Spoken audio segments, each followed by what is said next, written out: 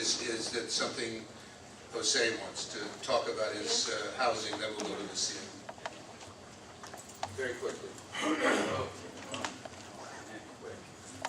Okay, so I'm just going to say that I'm the signatory for the argument against Proposition B, and I'm under the SLAP moniker, and I did consult with Mr. Ron K. Now, if you want, I'm going to give you the particulars, and if Joyce would be so kind to give the audience the particulars concerning Prop B. Prop B came up kind of very quietly, and people don't know what it is. I happen to help people, and I was helping a woman who lost her low, affordable condo unit that she purchased, and through this, not asking for public records requests, didn't get insulted. She has one of those pro bono attorney, Jones Day, I think, that did Tenny Pierce case, and she's losing it, of course, and that's what happens to people. So I asked to write the ballot argument against this. And what this proposition does, very sneakily, there were, in 1973, people wanted senior housing because the Nixon administration wasn't releasing funding for it, which comes out of some federal funding. That got passed overwhelmingly in 77 and 80, things got passed overwhelmingly for more units for low rent housing.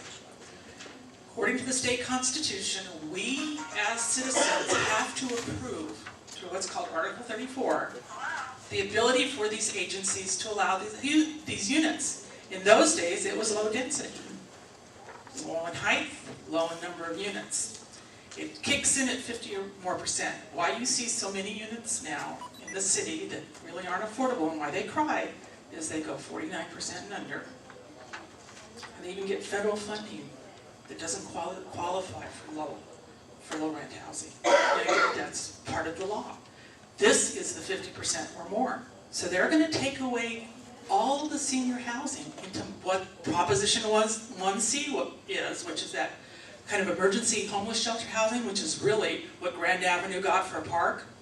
It's multifamily and infill housing. So by voting yes on this, you're not going to see your senior housing. You're going to see taller units, multifamily. So where are the people coming from? We're going into a period of having to look at seniors because the boomers are getting older like me. And what's difficult is the ones who signed yes on this are Bernard Parks, Antonio Villaraigosa, Greg Smith, Carol Schatz, who actually sits on both sides of this because that association does not want inclusionary zoning, and that's part of this. And so it's unfunded, this no argument, so it's going to depend on the grassroots to do it.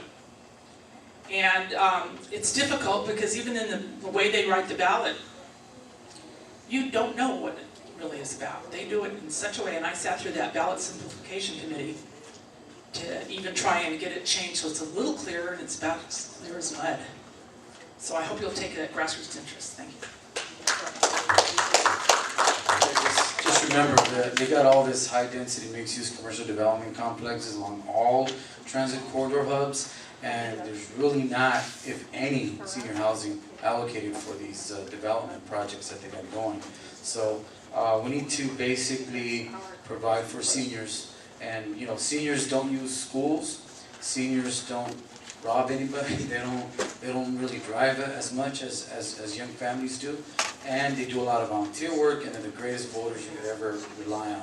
So I think seniors should have some of this housing boom that's being developed. They should at least have half of all affordable housing, half should be allocated for seniors. Thank you. Yes, all of this money that has been taken by HUD away from Section 8, which is an individual subsidy, and given to these corporate entities to build this housing, they should get rid of all this, because what they do is, on the corner of Hollywood and Vine, we had a protest against the theft of 34 businesses. They got $1.4 million per unit, the developers, to develop affordable housing. $1.4 million per. So all of this money is being stuffed into the pockets of these filthy corporations and those politicians.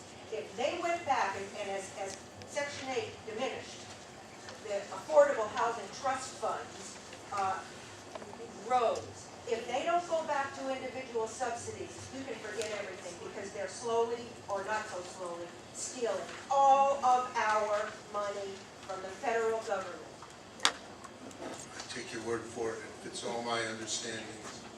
It does, Hey, I mean, that's, you know, I don't know the particulars that I do, and I'll send it. I take your word for it, but it does fit what they're doing. And Lucille Saunders has found a point to challenge the whole development problems that are going on. And she can tell you about the lawsuit they filed and the need to support it as broadly as we